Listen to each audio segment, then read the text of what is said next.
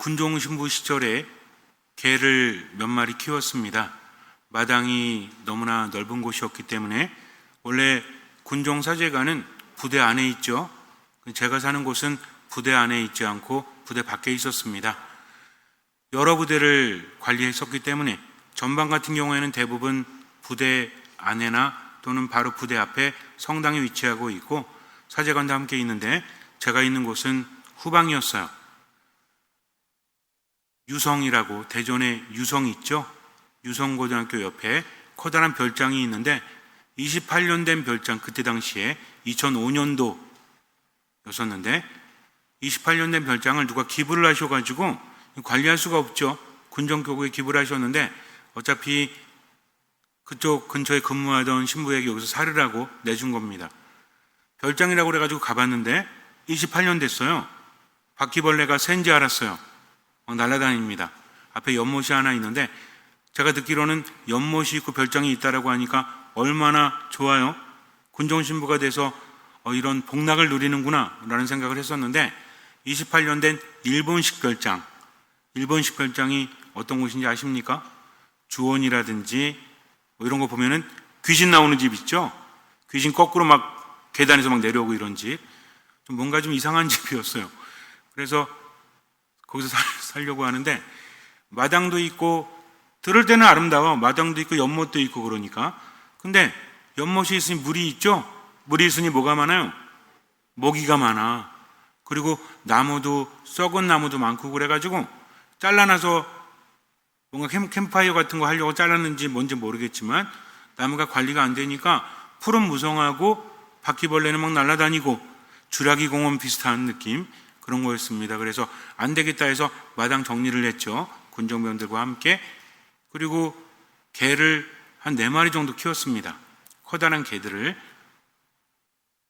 말라무트, 그리고 잘 기억은 안 나요. 명확하게. 몇 마리는 제가 데리고 왔고 몇 마리는 누가 줬기 때문에. 근데 이 개들이 별로 친하질 않아. 동서남북 비슷하게 해놓으니까 서로 짖고 막 난리가 나죠. 그런데 소문이 난 겁니다. 신부님은 개를 너무 좋아하셔. 신부님은 개를 너무나 사랑하셔. 그 다음에 사람들이 뭘 한 마리씩 안고 와요. 신부님, 얘 좀 키워주십시오. 이 개를 키운다는 게 쉬운 건 아니잖아요. 그래서 안 됩니다 하면서 거부했어요. 저를 위해서 개를 데려다 주신 건지 철이 곤란해서 데리고 온 건지 모르겠지만, 근데 어느 날 아주 조그만 개를 한 마리 데리고 오신 분이 있습니다. 한 6개월 정도 된 거래요. 그런데 얘가 마음이 많이 아프대요. 신부님, 잠깐만 보살펴 주실 수 없습니까? 라고 해요. 무슨 일이십니까? 이 개가 남자를 되게 싫어한대요. 여자들은 자꾸만 따르는데 남자는 너무 싫어한대요.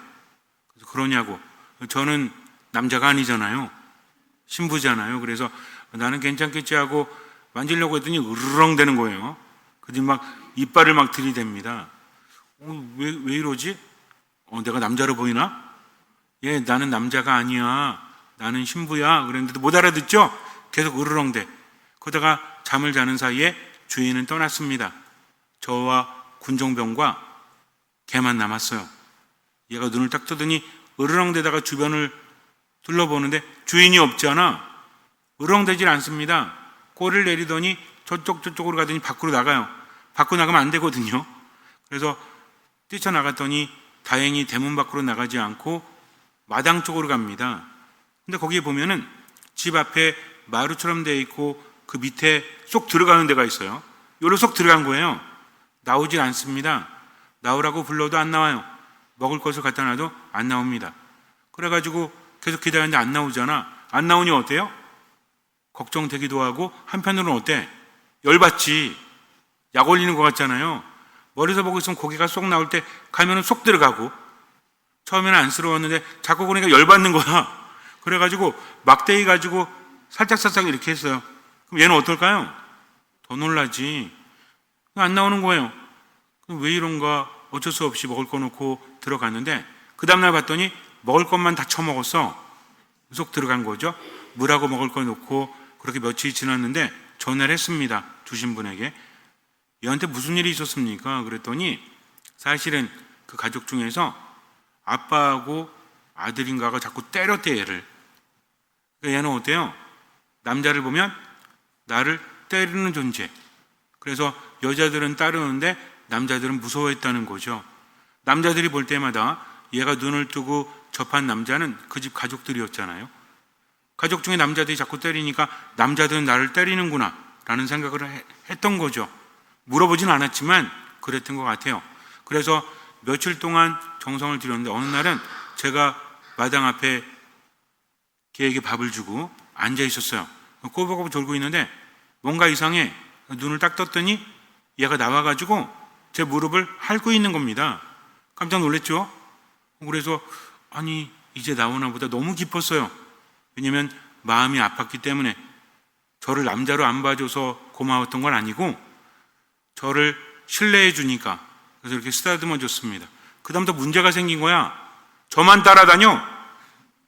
나가야 되는데, 나가서 미사도 해야 되고 부대도 돌아야 되는데 얘가 안 비켜요. 그래가지고 이제 군종병이 들어와갖고 이렇게 하려고 했더니 으르렁 되는 거야. 군종병한테는. 여전히 뭐야? 여전히 남자는 싫어해. 누구만 따르는 거예요? 저만 따르는 거죠. 왜? 의지할 데가 없잖아. 그나마 자기에게 잘해준, 그동안 기다려준 저를 보면서 집착을 하는 거죠. 애착을 갖는 거죠. 그래서 이렇게 보살펴주면서 절대로 화내지 않고 뭘 해도 뭐 안에서 조금 키웠더니 아무데나 싸대잖아요. 그죠? 얘가 뭐 훈련이 됐겠습니까? 열받아요? 안 받아요? 열받잖아요. 야, 너 왜 그랬어? 왜? 소리 지르면 깜짝 놀래 얘가. 그러면 뭘 생각할까요? 또 나를 때리나 보다. 근데 만약에 이번에 제가 배신을 하면 저는 왜 이런 데서 사냐 해서 혼내려고 하지만 이미 지났죠. 강아지에게 배변을 할 때는 어떻게 해야 된다고 그래요? 잘못하면 그 자리에서 너 이러면 안 되라고 해야 된다고 하죠. 지난 다음에 막 해면 돼요? 안 돼요?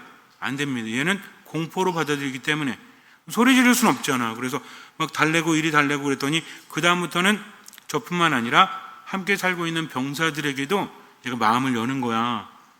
잘 지냈죠? 그런데 어느 날 얘가 없어졌어요. 어디 갔나 했더니 토요일 날 오후가 되면 저하고 군종병들이 다 떠납니다.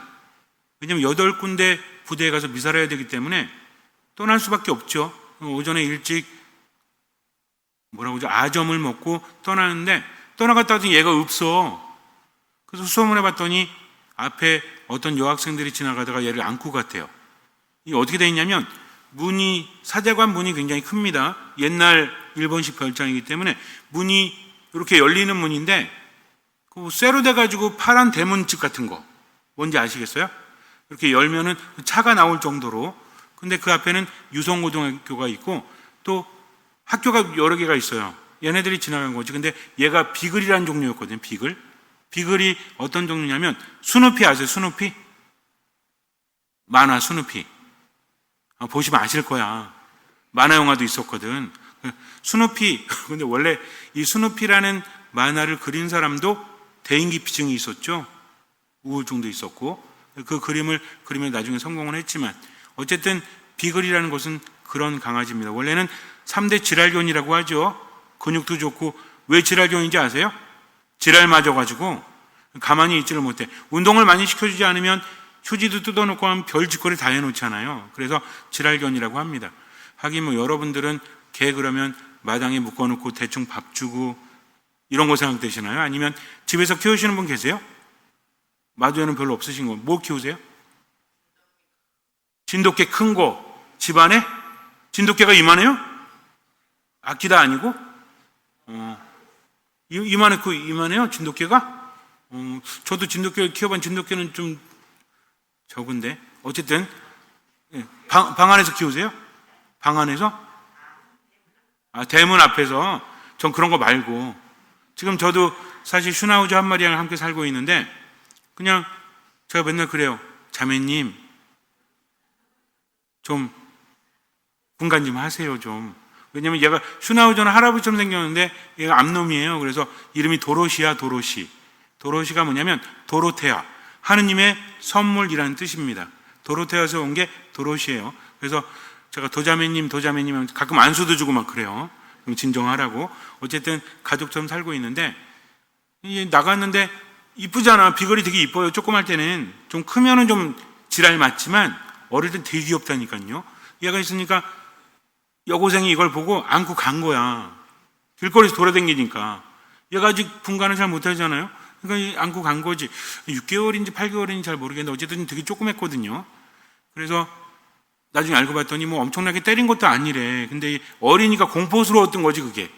여러분들 강아지는 사람 만지듯이 만지면 안 됩니다. 특히 강아지 머리 만지는 거는 강아지한테 굉장히 충격적이래요. 특히 우리 자매님들 누가 얼굴 만지면 좋아요 안 좋아요? 머리 만지면? 기분 나쁘잖아요. 강아지도 똑같은 걸 느낀다고 합니다. 그래서 원래 만지는 데는 턱 같은 데 만지는 건 괜찮아요. 근데 무섭잖아. 우리 어디 만지 무서우니까 머리 만지죠. 물릴 확률이 더 높아요. 그리고 웬만하면 안 만지는 게 좋아. 제가 가끔 강아지를 끌고 밖에 나가면 여기서는 그런 일이 없지만 예전에 광명성당이나 또는 기안성당에 있을 때는 천가 가잖아요. 그럼 와서 물어봐. 얘 물어요 안 물어요? 내가 어떻게 알아 그걸.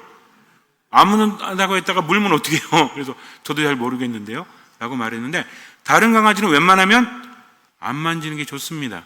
걔가 와서 이렇게 할 때 살짝 해야지 막 함부로 만졌다가 물리면 안 좋잖아요.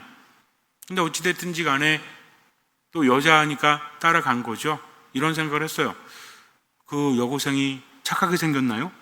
동네 사람들한테? 그랬더니 잘 모르겠다고 하죠. 어차피 찾을 수 없잖아. 제가 바라는 건 뭐죠? 좋은 집 가서 잘 살아라. 그리고 그날 저녁에 노래를 불렀어요. 홀로 남은 밤 뭐 이런 거. 웃기려고 얘기를 해도 뭔 얘기인가. 어쨌든 잊어야 한다는 마음으로 이런 노래. 너무 안 통해 우리가. 세대가 너무 안 맞아. 황성예터를 불렀어야 되나? 어쨌든 그랬어요. 너무 마음이 아픈 거지. 그러면서 잘 살아다오 라는 마음을 가졌습니다. 사람도 마찬가지예요. 살다 보면 지금 일뿐만이 아니라 예전부터 내가 겪은 모든 것들이 내 안에서 자꾸만 나를 힘들게 하는 경우가 있죠. 저 사람 성격이 왜 저렇지? 왜 화만 냅니까? 왜 화를 낼까요? 화를 내고 싶은 사람은 없죠. 견디기 힘드니까 그런 것이 아닙니까? 어떤 사람은 어때요? 우울해하잖아요. 일어나지 못하잖아요. 지금 우울한 일이 있다라기보다는 예전부터 그런 경험을 했기 때문이라는 거죠. 우리 이런 말 많이 하죠. 아이들이 태어났을 때 주변 환경이 중요하다. 태교도 중요하다라고 하죠. 또 뭐도 중요하대? 초기 양육자. 초기 양육자가 누구예요? 처음에 우리 보고 키우는 엄마, 아빠일 수도 있고 할아버지, 할머니일 수도 있죠. 근데 초기 양육자 영향을 많이 받는다고 하지. 어떤 애가 욕을 되게 잘해. 구수하게. 누가 욕 잘한 거야? 할머니가, 할아버지가. 이런 텔레비전 프로도 있었잖아요. 이 정서에 많은 영향이 있다는 거죠. 그래서 우리나라는 대부분 할머니가 많이 키우잖아요. 그렇지 않습니까? 그 아이들이 정서가 되게 좋았죠. 요즘에는 초기 양육자가 할머니가 아닌 어디? 어린이집 전에 가는 데가 어디죠? 유아원? 뭐 어디? 어린이집이 몇 살부터 가지? 어쨌든 0세부터 가나요? 그렇구나. 근데 그런 데 가니까 아무래도 좀 안타깝지 않아요? 그러다 보니까 정서적으로 살짝 문제가 있을 수도 있잖아요. 그죠? 그래서 가끔 뉴스를 통해서 애를 학대했거나 때리거나 뭐 이런 거 보이지 않습니까? 근데 할머니가 그러겠어요? 혹시 여러분들 옛날에 손주 키우다가 아들, 며느리 미우면 손주 엉덩이 꼬집고 막 그러셨습니까? 그러지 않잖아요. 그래서 어찌 보면 좀 시대가 좀 안타까운 건 있지만 중요합니다. 어릴 때부터 무엇을 경험하는지 사랑을 받고 편안하게 자란다면 그 사람은 아주 편안하게 자기를 표현할 수도 있죠. 근데 상황이 그렇지가 않잖아요. 영화나 드라마가 아니잖아요. 아무리 그러려고 하지 않아도 상처를 받지 않습니까? 부모가 일부러 상처를 주는 것이 아니라 그런 상황에서 어쩔 수 없이 그래서 말 잘해야 돼요. 여러분들 살다 보면 그런 거 있잖아. 내가 네 애비 때문에 못 살겠다. 그러면서 자기 남편 욕을 누구한테 하는 거야? 자식한테 하지. 이거 되게 위험해요. 물론 뭐 어쩔 수 없이 힘들어서 그렇지만 아이들은 정서를 그대로 받아들이기 때문이죠. 게다가 집안에 큰 문제가 있거나 어려움이 닥치면 더 힘들잖아요. 그래서 어른이 돼보지만 내 안에 어린아이가 남아있습니까? 안 남아있습니까? 남아있잖아요. 어른답지 못하잖아요. 슬픔에 무너지고 우울함에 무너지고 버림받을까 봐 무너지고 다른 사람이 안 좋게 볼까봐 무너지고 이런 것들이 있지 않습니까? 내 안에 있는 것을 그대로 드러낼 수가 없어. 점점 삶이 힘들어지죠. 그러니 어때요? 기력이 떨어지고 화가 나고 정말 미치겠지 않습니까? 가장 가까운 사람한테도 사랑받지 못하고 인정받지 못해. 그러다 보니까 어떤 사람들은 아주 말도 안 되는 짓거리를 하기도 하죠. 정신적인 문제가 있거나 정서적인 문제가 생기기도 합니다. 근데 우리는 그렇게 되진 않더라도 가슴이 답답할 때가 있죠. 나를 알아주는 사람도 없고 답답해 죽겠고 친한 사람이라고 할지라도 온전히 믿을 수 없고 이런 것들이 있지 않습니까? 안에 있는 것들이 그게 나오질 않아. 그래서 친해 보려고 하다가 화내잖아요.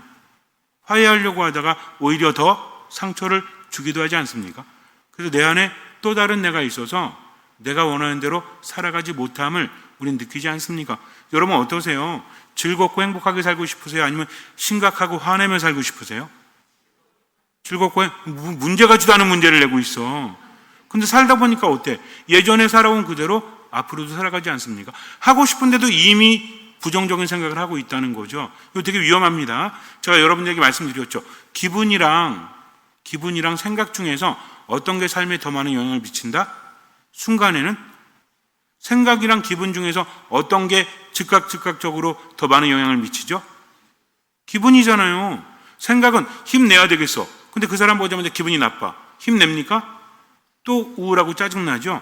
그런데 삶의 전반에서는 부정적인 생각이 더 많은 영향을 미친다는 겁니다. 어떤 사람이랑 싸웠어요. 집에 와가지고 복귀하죠? 그러면은 한 10번 복귀해서 몇 번 싸운 걸로 뇌는 받아들일까요? 11번 싸운 걸로. 그러니까 사실 이 사람하고는 약간의 갈등이 있었거든요. 집에서 혼자 생각하는 거야. 마찬가지입니다. 여러분도 결혼해서 살면서 또는 사랑하며 살면서 그 사람이 준 상처를 계속 복귀하는 거야. 나를 힘들게 했고 나를 괴롭게 했고 막 이렇다. 이럴 수밖에 없다고 합니다. 왜? 대처해야 되기 때문에. 문제는 뭐예요? 우리 뇌라는 것이 행복을 추구하는 게 아니라 생존을 추구한대요. 그래서 그런 일이 또 벌어질지 모르니까 대비해라 하고 나에게 계속 알려주는 거죠. 편히 쉬려고 해도 부정적인 생각이 들어야 안 들어요? 들잖아. 근데 이게 지금 갑자기 그래요? 아니면 예전부터 그래 왔어요? 예전부터 그래 왔잖아요. 그러면서 나아지려고 하지만 나아지지 않으니까 어때요? 말하는 것도 힘들지. 힘들어. 답답해. 어떻게 해야 될지 몰라. 왜? 나를 온전히 이해할 수 있는 사람이 없기 때문입니다. 그러니까 가슴이 답답하니까 때로는 우라가 치밀기도 하고 때로는 슬퍼서 화병이 생기기도 하고 힘들죠?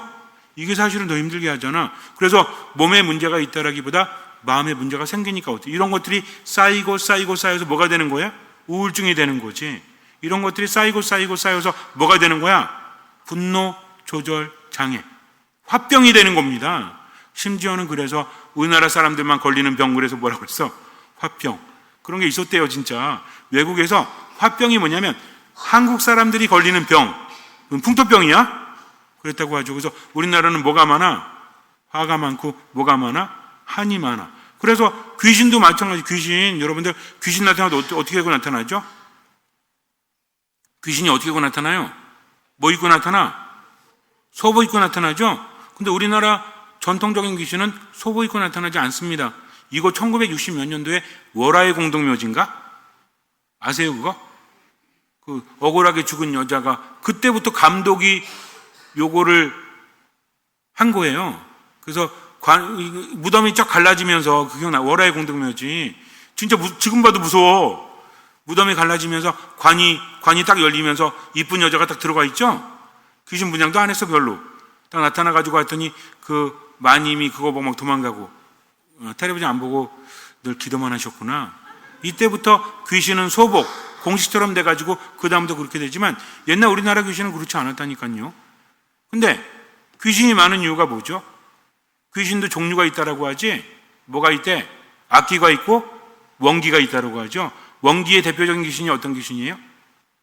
처녀 귀신, 총각 귀신. 한이 많은 거야. 그래갖고 뭐 아랑전서이라든지 장화홍련이라든지 이런 거 있잖아요. 우리나라 귀신들은 다 어떤 귀신들이야? 악귀 말고. 악귀는 그냥 무차별적으로 악한 귀신들. 대표적인 귀신이 뭐가 있죠? 물귀신. 물귀신은 대상을 가리지 않잖아요. 막 아무나 끌어들여갖고 죽인다고 하죠. 그 진우 올라간다며. 어쨌든 웃기는 놈인데. 근데 어쨌든 이런 원기가 많아요, 우리나라에는. 근데 여러분들 외국 귀신은 어떤지 알아요? 외국 귀신은 그냥 나빠. 괴물이야, 괴물. 고스트 하면 좀 다릅니다. 고스트보다 괴물이 많죠. 우리나라는 괴물보다 귀신이 많아. 기와 신. 왜 그런 걸까요? 뭐가 많아서? 한이 많아서. 그러니까는 우리나라는 소리도 애절하잖아요. 우리나라 사람들이 가장 좋아하는 노래, 우리 민족의 노래 뭐야? 아리랑. 아리랑 그러면 어떤 게 생각나요? 아리랑도 많잖아. 근데 보통 아리랑 아세요? 한번 해보세요. 그러면 어떤 거 불러요? 아리아리 이런 거 불러요? 아리랑 시작. 이렇다니까. 원래 아리랑이 아리랑 이거만 있는 게 아니에요. 아리랑 스리스리 이런 것도 있잖아. 근데 다 슬픈 것만 부르지. 왜? 한이 있으니까. 그러다 보니까 소리, 옛날에 서편제인가 영화 보셨어요? 그 뭐 나와? 뭐가 있어야 노래가 나온다? 한이 있어. 그래갖고 눈멀게 하잖아. 이런. 그러니까 우리나라는 귀신조차도 그래갖고 나중에 어떻게 돼요? 한 풀어주면 어떻게 돼? 그 있잖아요. 늘 등장하는 처녀 귀신들 막 억울하게 죽어가지고 아랑전선도 그렇고 장화홍련도 그렇고. 근데 사또나 이런 사람이 부임해가지고 처음엔 무섭게 나타나죠? 근데 사또들이 왜 죽었어? 귀신이 나빠서 놀라서 다 죽었다니까. 근데 어떤 주인공이 딱 와가지고 무엄하다. 어찌 귀신이 산 사람 앞에 이렇게 나타나더니 소녀는 억울하옵니다. 막 그러잖아요. 그래가지고 나중에 풀어주니까 어떻게 돼? 귀신이 어떻게 돼요? 이쁜 여자가 돼가지고 절하고 가죠. 그래 이거 있잖아. 이 이야기는 충청북도 어디서 내려오는 전설의 고향 뭐 이런 거 있었잖아요. 좀 맨날 귀신은 도대체 무서운 거야 아니면 불쌍한 거야? 왜? 그만큼 뭐야? 화가 많은 거야. 왜 그런지 아세요? 우리나라는 서열이 있잖아요. 서열이. 존댓말이 발전했잖아요. 물론 저만의 생각입니다. 하지만 근거가 없는 것도 아니에요. 유럽은 바빠. 워낙 넓어가지고요. 왔다 갔다 하기가 바쁘다니까. 중국도 마찬가지 아닙니까? 중국 귀신도 우리나라만큼 한이 많진 않아. 근데 우리는 어때요? 한이 많은 거야. 왜? 조그만 땅덩어리에서 서열이 있잖아. 어떤 서열? 양반과 천민 뭐 이런 거 있잖아요. 양반은 원래 고려시대부터 나온 거죠. 조선시대 아닙니다. 계속 그렇게 불리운 거지. 그러니까는 억압하는 거지. 우리 보통 좀 억울하다 이런 건 뭐야? 옛날에 뭐 높은 그런 양반집 이런 사람들이 힘없는 사람들을 핍박하거나 죽인 거, 또는 남자가 여자를 핍박한 거. 이게 왜 그래요? 존댓말이 그래서 있는 거라니까. 같은 사람인데도 천한 것 이런 거 있었잖아요.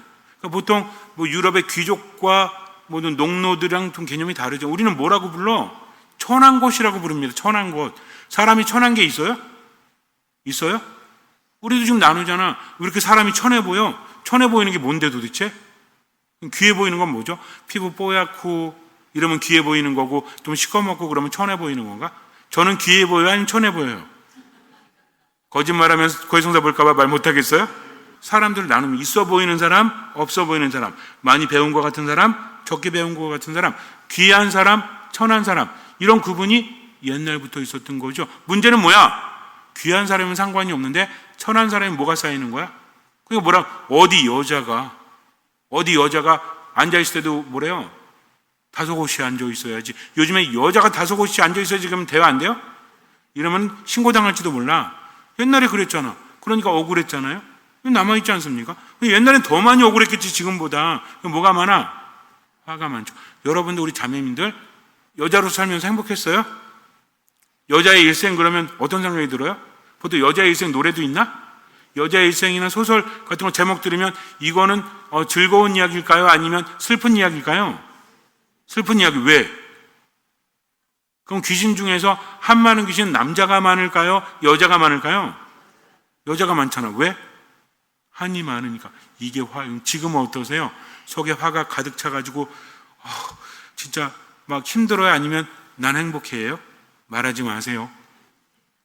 우린 누구나 그래. 근데 이게요, 이미 어릴 때부터 살아오는 동안 주변의 환경이나 사람 때문도 있지만 내가 그렇게 받아들이는 겁니다.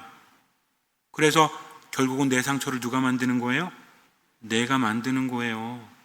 내 탓을 하라는 게 아니라 세상은 그렇게 만만하지 않다니까. 한 번 당하고 두 번 당하고 세 번 당하고, 한 번 배신당하고 두 번 배신당하고 세 번 배신당하고, 한 번 망하고 두 번 망하고 세 번 망하면 그 사람 정신 못 차립니다. 인간의 정신이 얼마나 나약한데요. 인간은요, 보호받아야 돼요. 인간은 치유받아야 됩니다.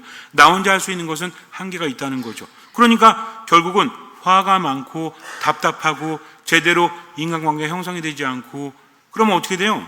그럼 잠을 잘 잡니까? 잠을 잘 못 자잖아요. 여러분들 잠을 잘 못 자잖아요. 몸도 망가지고 정신도 영혼도 망가집니다. 그러니까 점점 악순환이 반복된다는 거죠. 어떻게 해결될 수 있을까요? 쉽지 않아요. 그런데 내게는 불가능한 것이 누구에게는 가능합니까? 하느님께는 가능하다는 거죠. 예수님께서 갈릴레아 호수로 돌아오셨을 때, 그때 사람들이 기먹고 말 더듬는 일을 예수님께 데리고 옵니다. 말을 왜 더듬을까요? 여기에 대한 해석이 많거든요. 아예 말을 못했다, 또는 말을 제대로 하지 못했다. 근데 말을 더듬거나 못하는 이유가 뭔지 아세요? 안 들려서 그래요. 그래서 잘 들리지 않으면 말을 할 수 있는 사람도 자기가 못 들으니까 어때요? 여러분들 가끔 막 크게 말하잖아요. 뭐가 없어? 밥 먹었어? 막 이렇게 물어보죠. 왜? 내가 안 들으니까 밥 먹었어? 이게 안 되는 겁니다. 얼마나 답답할까요? 세상을 있는 그대로 듣질 못하죠. 그러니까 이 눈으로만 보이는 거잖아. 얼마나 답답해. 우리도 마찬가지라니까. 우울이 가득한 사람은 모든 것들을 우울로 받아들여요. 분노가 가득한 사람은 모든 것들을 분노로 받아들입니다. 그러니까 힘들 수밖에 없죠. 근데 예수님께서 어떻게 하십니까? 일단 사람들이 손을 얹어주십사 청하죠. 뭐 해달란 얘기야? 치유해달란 얘기죠. 그랬더니 예수님께서 그를 군중에서 따로 데리고 나가십니다. 이 사람은요, 제대로 들을 수 없어요. 제대로 말할 수 없습니다. 군중 안에 있어도 어때요? 혼란스러운 거지. 근데 이제는 누구만 바라보는 거예요? 그럼 생각해보세요. 내가 잘 들리지도 않고 잘 말할 수도 없어. 그럼 한 사람 바라볼 수 있어요? 이게 어떻게 된 거지? 파악이 안 되니까 여기 봤다가 저기 봤다가 막 이러지 않습니까? 불안한 거죠. 답답한 거죠. 근데 예수님이 어떻게 하십니까? 그를 따로 데리고 나가시죠. 누구만 바라보면 돼, 이제? 예수님만 바라보면 돼요. 그동안 너를 힘들게 했던, 아니 힘들게 했던이 아니라 네가 힘들었던 사람들이 일부러 그를 힘들게 한 것이 아니라 이미 상처받았고 이미 힘들었고, 그런 걸 통해서 세상을 바라볼 수밖에 없으니 사람들에 대해서 신뢰가 있을까요? 그렇지 않았을 거예요. 말하지 못할 뿐이지 얼마나 힘들었습니까? 섞이지도 못하고. 그러나 이제는 네 눈을 이리저리 돌릴 필요가 없어. 누구만 바라봐? 나만 바라봐 하십니다. 그리고 뭐 하시죠? 예수님이 아주 특별한 행동을 하십니다. 근데 이 행동은요, 예수님만 한 게 아니에요. 그때 당시에 주술적인 마법적인 행동입니다. 어떻게 하십니까? 손가락을 그의 두 귀에 넣으셨다가 침을 발라서 그의 혀에 손을 대시죠. 원래 침에는 특별한 힘이 있다고 생각을 했어요. 그래서 이 침은 뭔가 특별한 사람의 침은 치유의 능력이 있다라고 여기기도 했다는 거죠. 그래서 인간의 침도 때로는 엄청난 독이 있다면서요. 안 좋은 마음 품고 침 뱉으면 뭐래? 독이 된다고 하지 않습니까? 좋은 마음을 가지면 침이 약이 되기도 하죠. 못 들어보셨어요? 그런 거 있대요. 그래서 인간의 침이 되게 독하다고 합니다. 근데 예수님께서는 치유하는 침을 그의 혀에 바르신 거죠. 왜 그랬을까요? 그때 당시에 사람들이 특별한 마법적인 주술을 했던 것, 예수님은 왜 이러셨을까요? 사실 중요한 건 이 행동이 아닙니다. 예수님은 잘 말하지 못하고 듣지 못하는 그 사람에게 보여주시는 거죠. 지금 내가 너를 치유하고 있다. 누가? 내가. 근데 더 중요한 건 뭡니까? 마지막 말씀이죠. 그분이 하늘을 우러러 한숨을 내쉽니다. 근데 이 행동이 특별한 행동이에요. 그들이 몰랐던 행동이 아니라 이건 누구도 했다? 그때 당시에 주술사나 마술사들, 이런 사람들도 그렇게 치유를 했다는 거죠. 예수님이 똑같은 행동을 하고 있잖아요. 사람들이 볼까요, 안 볼까요?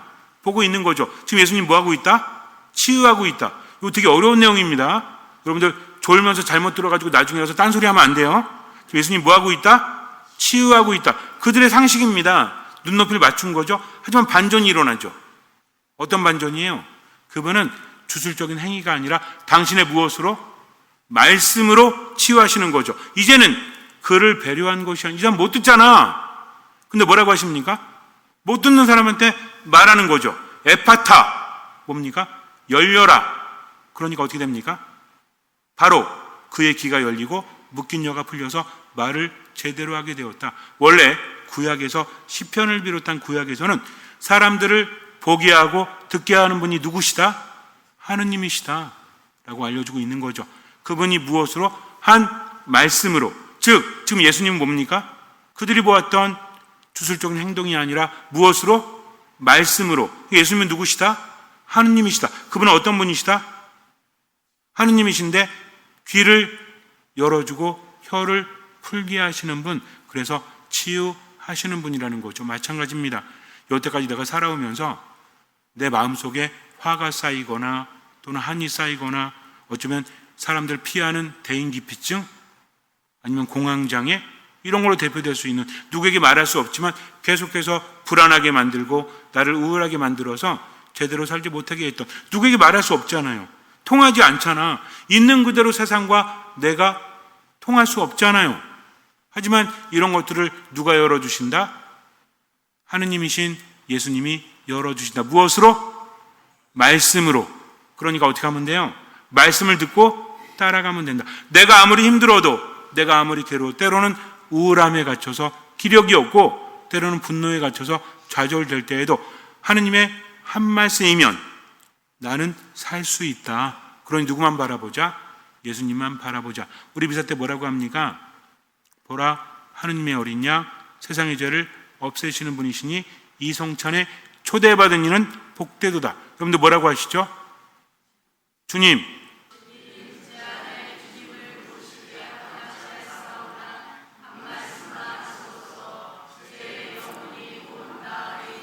주님, 제 안에 주님 오시기 합당치 않죠. 그러나 한 말씀만 하시면 제 영혼이 낫는다라고 고백하는 겁니다. 내가 낫는 게 아니라 그분의 말씀이, 그분의 성체가 나를 치유하시는 거죠. 그러니까 우리는 어때요? 내 삶이 아무리 힘들었어도 이제는 새롭게 사는 거죠. 누구 믿고? 예수님 믿고. 어떻게 살면 돼요?